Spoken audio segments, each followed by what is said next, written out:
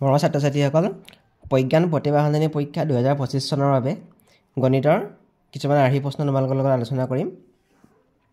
এই পৰীক্ষাটো মাৰ্চ মাহত হ'ব। এই প্ৰথম প্ৰশ্নটো চাওঁ।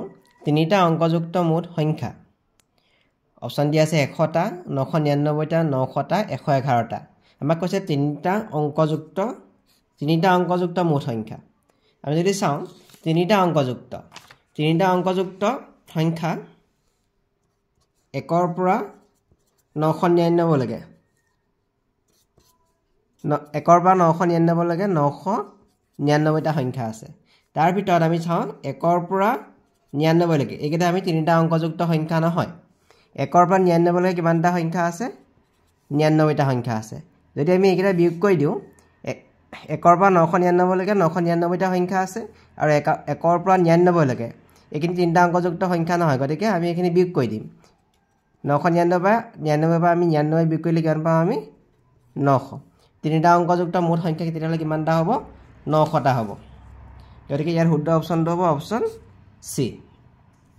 2 নম্বৰ প্ৰশ্ন, কোনো সংখ্যাৰ আটাইতকৈ সৰু উৎপাদক হ'ল? কোনো সংখ্যাৰ আটাইতকৈ সৰু উৎপাদক অপশ্যন দিয়া আছে 1, 0, 10 সংখ্যাটো নিজে। কোনো সংখ্যাৰ আটাইতকৈ সৰু উৎপাদকটো হ'ল সংখ্যা 1।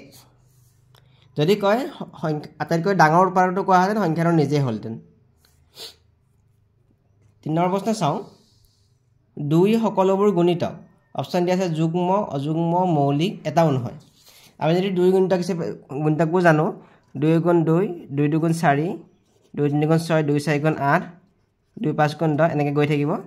এই গোটেইখিনি সংখ্যা চাওঁ 2, 4, 6, 8, 10 এইবোৰ চাওঁ যুগ্ম সংখ্যা। যিহেতু 2টো যুগ্ম সংখ্যা গুণিতকবোৰ সদায় যুগ্ম সংখ্যা হ'ব। গতিকে শুদ্ধ অপশ্যনটো হ'ব অপশ্যন এ, যুগ্ম। তাৰপিছত চাওঁ আমি 4 নম্বৰ প্ৰশ্ন, এটা ঘনকৰ পিঠিবোৰ বা পৃষ্ঠবোৰ কেনেকুৱা হয়? বৃত্তাকাৰ হয়নে, বৰ্গাকৃতি হয়নে, আয়তাকাৰ হয়নে, এটাও নহয়? যদি আমি ঘনকটো চাওঁ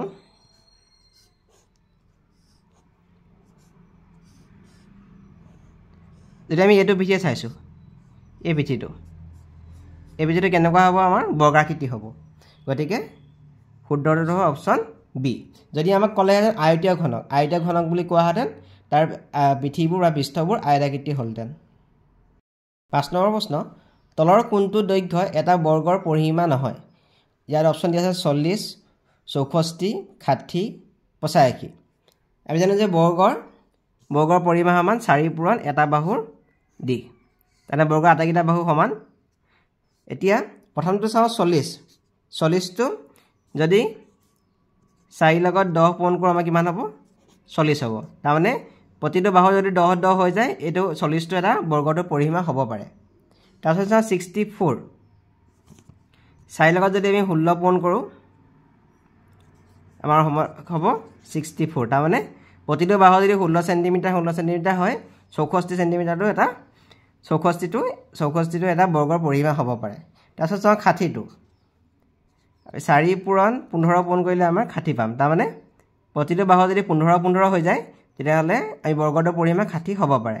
কিন্তু চাওঁ 85টো 4 লগত আমি যিকোনো সংখ্যা পূৰণ কৰিলে আমি 85 নাপাওঁ। তাৰমানে এটা বাহুৰ মান আমি দশমিকত প্ৰকাশ নকৰাকৈ আমি নাপাওঁ মানে। গতিকে এইটো হ'ব বৰ্গৰ পৰিসীমা নহয়। ডিটো আমাৰ শুদ্ধ হয়। 6 নম্বৰ প্ৰশ্ন, 15ৰ প্ৰথম তিনিটা গুণিতকৰ যোগফল হ'ব? অপশ্যন দিয়া আছে 60, 45, 90, 100। 15ৰ গুণিতক প্ৰথম তিনিটা গুণিতক বুলি কৈছে। 15 গুণিতক বুলি ক'লে 15 × 1 = 15, 15 × 2 = 30 আৰু 15 × 3 = হৈ গ'ল 45। এইকেইটা হ'ল 15ৰ প্ৰথম তিনিটা গুণিতক। যদি আমি সেইকেইটা যোগ কৰোঁ কিমান হ'ব? 10, 0, 1, 2, 2, 5, 9, 90। গতিকে শুদ্ধটো অপশ্যন চি। 7 নম্বৰ প্ৰশ্ন, তিনিটা অংক বিশিষ্ট সংখ্যা এটাৰ এককৰ ঘৰৰ অংকটো 3। আমাক কৈছে এককৰ ঘৰৰ অংকটো 3। আমি ইয়াত পাতি লৈছোঁ একক, দশক, শতক। আমাক কৈছে এককৰ ঘৰৰ অংকটো 3, আমি 3 পাতিলোঁ। তাৰপিছত কৈছে কি দশকৰ ঘৰৰ অংকটো 5, দশকৰ ঘৰৰ অংকটো 5 পাতিছোঁ। যেহেতু দশকৰ ঘৰৰ অংকটো 5 কৈছে দশকৰ ঘৰৰ অংকটো আমাৰ 5 তাৰপিছত কৈছে শতকৰ ঘৰৰ অংকটো এককৰ ঘৰৰ অংকৰ দুগুণ শতকৰ ঘৰৰ অংকটো এককৰ ঘৰৰ অংকৰ দুগুণ এককৰ ঘৰত কিমান আছিল 3 3 দুগুণ বুলি ক'লে 3 পূৰণ 2 কিমান হ'ব 6 গতিকে শতকৰ ঘৰত কিমান হ'ব 6 বহিব গতিকে সংখ্যাটো হ'ল 653 গতিকে অপচন এ টো আমাৰ শুদ্ধ 8 নম্বৰ প্ৰশ্ন 34ৰ উৎপাদকবোৰৰ যোগফল হ'ল অপচন দিয়া আছে 50 54 48 76 এতিয়া 34ৰ উৎপাদক বুলি ক'লে প্ৰথমতে আমি 34ৰ উৎপাদকবোৰ উলিয়াই লম 34ৰ উৎপাদক বুলি ক'লে 1 ৰ লগত 34 পূৰণ কৰিলে 34 পাম 2 ৰ লগত 17 পূৰণ কৰিলে 36 পাম এইকেইটাই আমাৰ 34ৰ উৎপাদক হ'ব 34ৰ উৎপাদক কিটা হ'ব 1 2 17 আৰু 34 এইকেইটা হ'ল 34ৰ উৎপাদক এতিয়া গোটেইকেইটা যদি আমি যোগ কৰোঁ যোগ কৰিলে কিমান হ'ব 1 2 3 3 হাতে 10 হৈছে 14 4 1 1 4 4 1 5 কিমান হয় আমাৰ 54 গতিকে বি নম্বৰটো আমাৰ শুদ্ধ উত্তৰ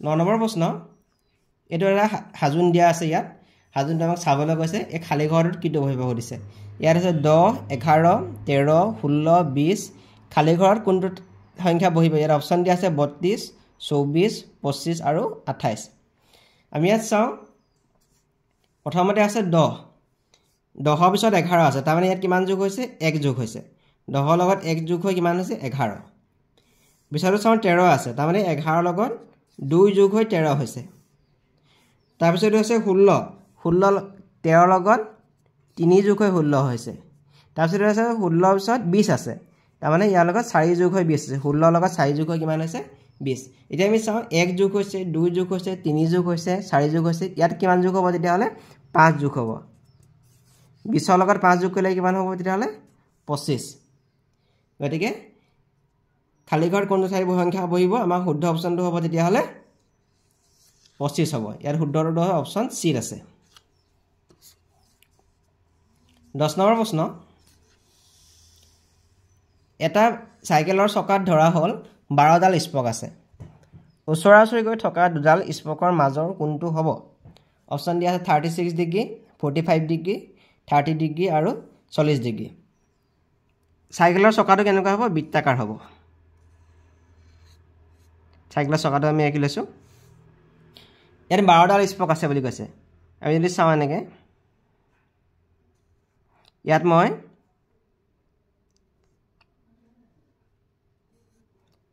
1 2 3 4 5 6 7 8 9 10 11 আৰু 12ডাল স্পক আছে জানিব তাৰপিছত কৈছে এতিয়া ওচৰা ওচৰিকৈ থকা দুডাল স্পকৰ মাজৰ কোনটো সুধিছে এতিয়া ওচৰা ওচৰিকৈ থকা দুডাল স্পকৰ মাজৰ কোনটো হ'ব এইটো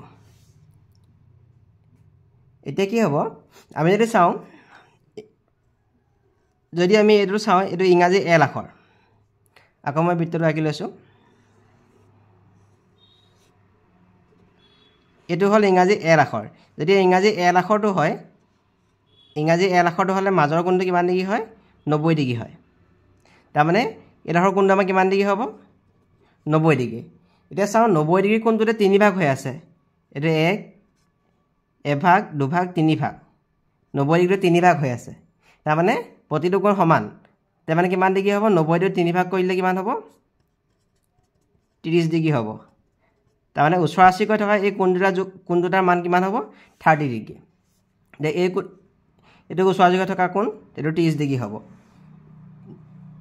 যদি 12ডাল স্পক আছে তেতিয়াহ'লে ওচৰা ওচৰিকৈ থকা দুটা কোণ স্পকৰ মাজৰ কোণটো হ'ব কিমান হ'ব 30 ডিগ্ৰী ইয়াৰ অপচন চি টো শুদ্ধ হ'ব নহ'লে আমি গম পাওঁ এই বৃত্তৰ কেন্দ্ৰত 360 ডিগ্ৰী কোণ হয় কিমান ডিগ্ৰী হয় 360 ডিগ্ৰী আমি এনেকৈ উলিয়াব পাৰোঁ স্পক আছে 12ডাল আমি 12 360 খন কৰিলে কিমান হ'ব 30 ডিগ্ৰী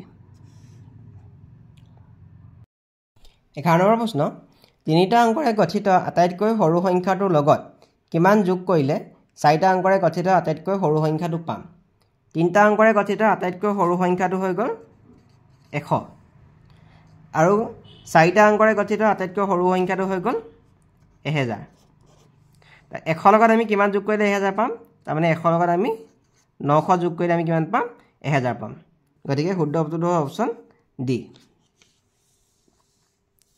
12 নম্বৰ প্ৰশ্ন এই আকৃতিটোক পি আকৃতিটোক ঘড়ীৰ কাঁটাৰ দিশত 45 ডিগ্ৰী ঘূৰালে তলৰ কোনটো আকৃতি হ'ব এতিয়া চাওঁ 45 ডিগ্ৰী ঘূৰণ 45 ডিগ্ৰী ঘূৰণ মানে আমি যদি চাওঁ ঘড়ী ছবিটো আঁকি লৈছোঁ আমি ইয়াৰ মাজৰ কোণটো হৈছে 90 ডিগ্ৰী এইটো যদি আমি ভাগ কৰি দিওঁ এতিয়া এইটো ইংৰাজী এল আখৰ 90 ডিগ্ৰী এইটো ভাগ কৰিছে আমাৰ কিমান ডিগ্ৰী হ'ব 45 ডিগ্ৰী হৈ যাব এতিয়া এই ছবিটো আছে আমি ইয়াত 45 ডিগ্ৰী আছে ছবিটো আছে আমাৰ এনেকুৱাকৈ আছে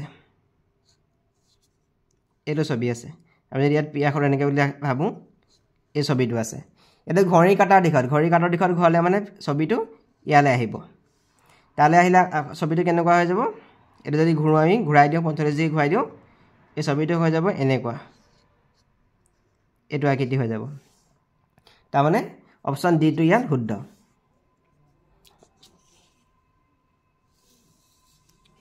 13 নম্বৰ প্ৰশ্ন যিকোনো আকৃতি এটা আগুৰি থকা ঠাইখিনিক আকৃতিটোৰ কি বোলা হয় পৰিসীমা বোলা হয় পৰিধি বোলা হয় কালি বোলা হয় উচ্চতা বোলা হয় এইটো এটা আকৃতি ই যিমানখিনি ঠাই আগুৰি আছে এই ঠাইখিনিক কি বোলা হয় এই ঠাইখিনিক বোলা হয় এই আকৃতিটোৰ কালি বোলা হয়